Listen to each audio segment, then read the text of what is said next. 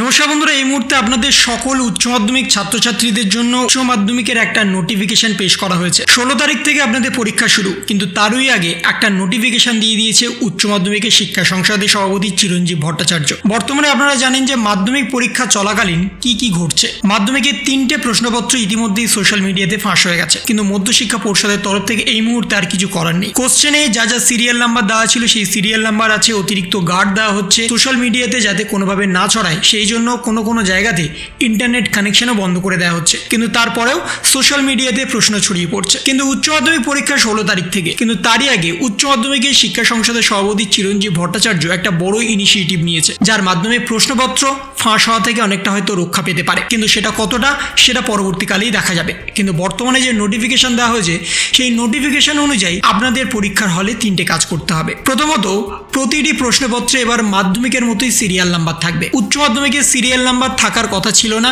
উচ্চ মাধ্যমিকের পর্ষদের তরফ থেকে এই সিরিয়াল নাম্বার আনার কোনো বিষয় কিন্তু নোটিফিকেশন আগে কিন্তু দেয়নি। মাধ্যমিকের সিরিয়াল নাম্বার ইনক্লুড করা হয়েছিল, সেটা কিন্তু আগে থেকে মধ্যশিক্ষা পর্ষদের সভাপতি জানিয়ে দিয়েছিলেন, কিন্তু উচ্চ মাধ্যমিকের সভাপতি সিরিয়াল নাম্বারের ব্যাপারে কোনো কিছুই কিন্তু জানায়নি। কিন্তু এবার 4 তারিখে একটা নোটিফিকেশন পেশ করা হয়েছে। সেই নোটিফিকেশন অনুযায়ী উচ্চ মাধ্যমিকের কোশ্চেন শিটে একটা করে সিরিয়াল নাম্বার থাকবে এবং সেই সিরিয়াল নাম্বারটা থাকবে top of the right corner. Top of the right কর্নারে একটা করে সিরিয়াল নাম্বার থাকবে এবং সেই সিরিয়াল নাম্বারটা আপনাদের অ্যান্সার স্ক্রিপ্টে কিন্তু লিখতে হবে ম্যান্ডেটরিভাবে। অ্যান্সার স্ক্রিপ্টে কিন্তু প্রতিদিন আপনাদের লিখতেই হবে, না লিখলে কিন্তু আপনাদের খাতাতে সিগনেচার করবে না। এবং এখানে পার্টিকুলারলিভাবে বলে দেওয়া হয়েছে, যখনই কোনো ইনভিজিলেটর আপনাদের খাতাতে সিগনেচার করতে আসবে তখন কিন্তু সে দেখবে আপনাদের খাতাতে এবং প্রশ্নপত্রের সিরিয়াল নাম্বার একই কিনা, তারপরেই কিন্তু তিনি আপনাদের সিগনেচার করবে এবং তিনি অ্যান্সার স্ক্রিপ্টেও কিন্তু সিগনেচার করবে। তারপরেই কিন্তু খাতাটা আপনাদের সাবমিট হবে, নতুবা কিন্তু আপনাদের খাতাটা কোনোভাবে গ্রাহ্য হবে না বা খাতাটা ক্যান্সেল হয়ে যেতে পারে।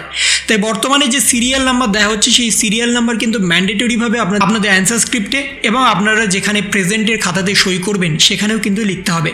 অর্থাৎ আপনাদের প্রতিদিন একটা করে প্রেজেন্টের সইয়ের খাতা দেওয়া হবে, সেখানে আপনাদের সিগনেচার করতে হবে এবং আপনাদের কোশ্চেন শিটে যে সিরিয়াল নাম্বারটা আছে সেটা কিন্তু ম্যান্ডেটরিভাবে আপনাদের সিগনেচারের পাশে লিখতে হবে। তা না হলে কিন্তু আপনাদের খাতাটা কোনোভাবে সাবমিট করবে না এবং আপনাদের খাতাতেও সিগনেচার করবে না সরাসরি ইনভিজিলেটর। আপনারা জানেন যে মাধ্যমিকের প্রতিটা প্রশ্নে বারকোড দেওয়া হয়েছে, কিন্তু উচ্চ মাধ্যমিকের বারকোডের বিষয়ে কিন্তু কোনো রকম ইনক্লুড করা হয়নি বা বারকোডের বিষয়ে কিন্তু কিছু বলা হয়নি। শুধুমাত্র সিরিয়াল নাম্বার দেওয়া হয়েছে এবং সেই সিরিয়াল নাম্বারটা ম্যান্ডেটরিভাবে আপনাদের অ্যান্সার স্ক্রিপ্টে এবং যেখানে আপনারা সিগনেচার করবেন প্রেজেন্টের খাতাতে সেখানে আপনাদের ম্যান্ডেটরি লিখতে হবে, না হলে আপনাদের খাতা গ্রাহ্য করা হবে না।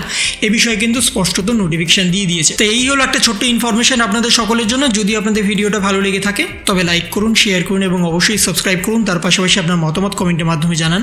ভালো থাকুন, সুস্থ থাকুন, ধন্যবাদ।